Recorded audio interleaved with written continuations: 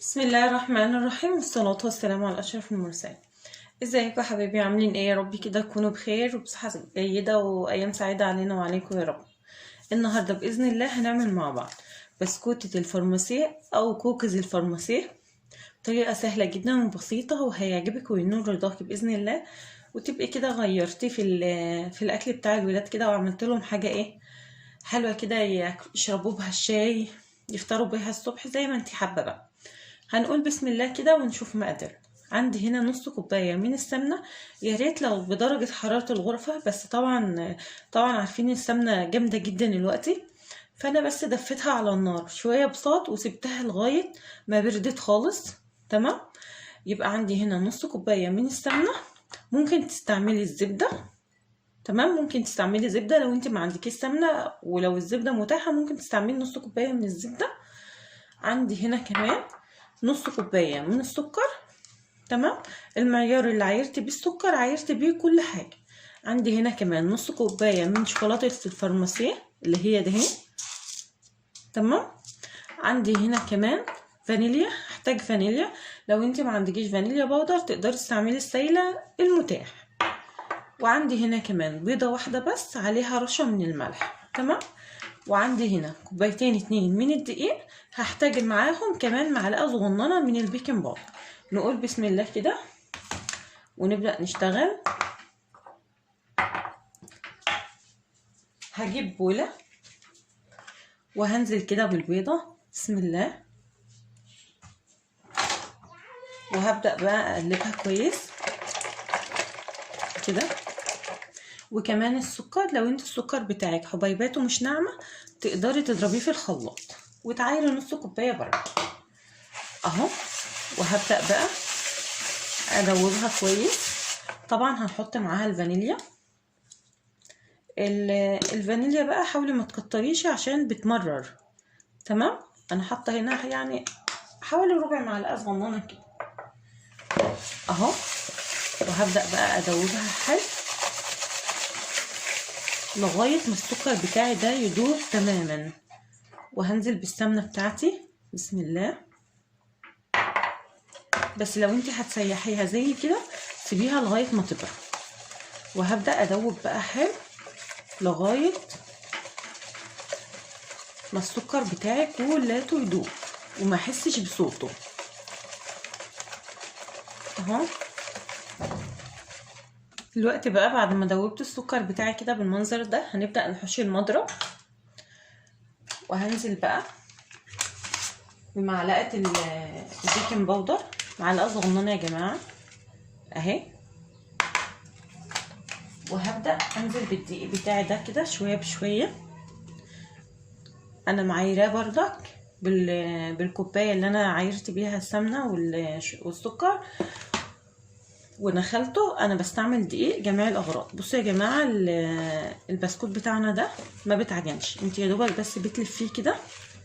تمام اهو لغايه ما تخلصي كلها كميه الدقيق. وحطي دقيق بالراحه لان مش كل دقيق زي بعضه. انا برضك زي ما قلت لك انا مش بجيب دقيق معين، انا بجيب الدقيق العادي اللي بيجي من عند العطار اهو. هبدا اعمل بقى كده الف بس بايديا كده اهو المنظر ده كده لغايه ما اخلص كميه الدقيق بتاعتي. يمكن ما احتاجوش كلاته ويمكن احتاجه كله ويمكن ازيد. تمام. هعرفك يعني اخلص وبعدين اوريك النتيجه. دلوقتي بقى يا حبايبي بعد ما لميتها بالمنظر ده كده خدت مني كوبايتين الدقيق بالظبط، ما احتاجتش ازود اي حاجه. انت كمان حاولي بس ما يعني الكوبايه اللي تعايري بيها عايري بيها كل حاجه، وهي ان شاء الله انت مش هتحتاجي حاجه. هبدا بقى اضيف الشوكولاته بتاعتي دي كده وادخلها في قلبها اهو. شايفه انا ما بعجنش، انا يا دوبك بس بلم كده اهو لغايه ما اخلي الشوكولاته دي كلها تدخل في قلب العجينه المنظر ده كده اهو. حاجه حلوه خالص وهتعجبك باذن الله اهو.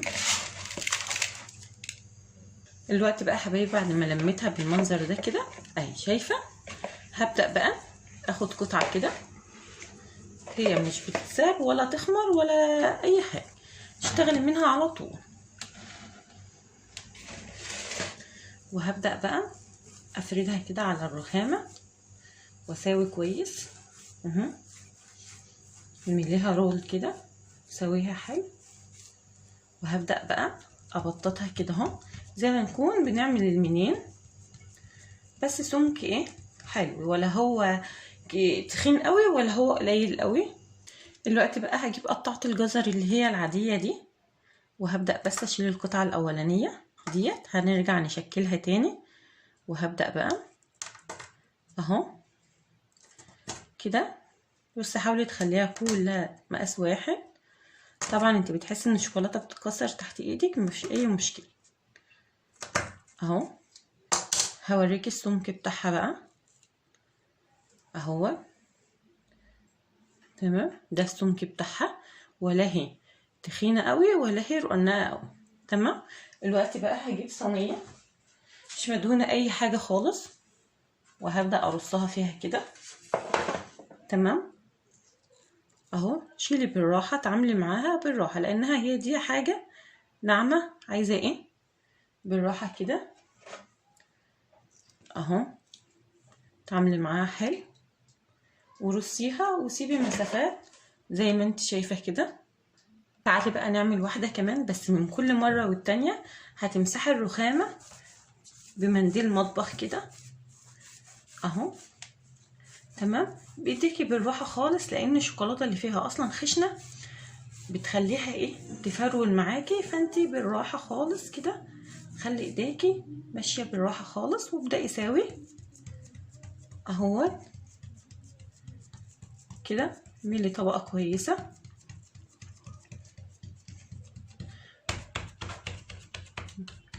تعالي بقى من الجوانب كده اهو، سوي بايديكي اهوت كده.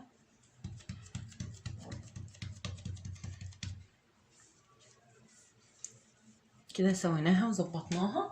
هنبدأ بقى نقطعها. دي بردك قطعت جزر، بس ديت اسهل شويه من التانية.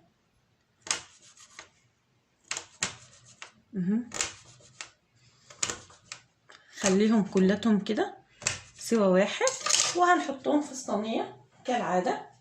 انا هخلص بقى كلات الكميه، وبعدين ارجع اوريكي شكلها النهائي قبل ما ندخلها الفرن، واقولك هي هتدخل الفرن على درجه حراره كام. دي شكل البسكوته بتاعتي اهي يا حبايبي بعد ما خلصتها.